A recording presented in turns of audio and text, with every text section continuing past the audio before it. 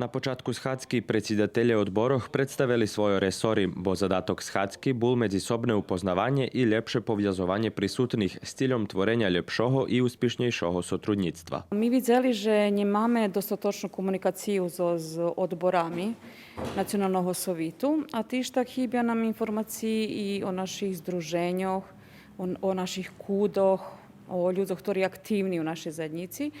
Teraz porušalo toto, že by sme napravili jednu schádzku s odborami, že by sme videli, jak najlepší spôsob komunikovať, jak dojsť do zapojených informácií, ktoré nám trebajú, hej.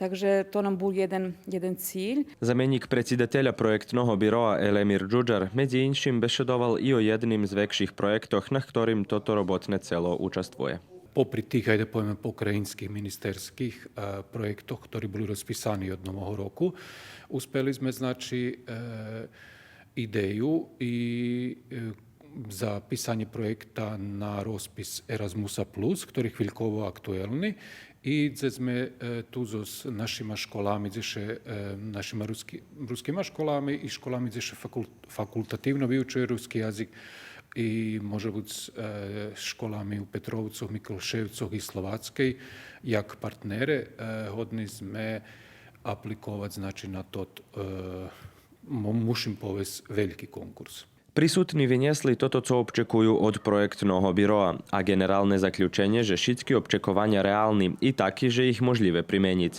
Poneže to bola perša taká schádzka a odvolanie predsjedateljov odboroch bolo neveľké, poradzené, že by še podobná schádzka otrimala omešac so s väčším číslom prisutných.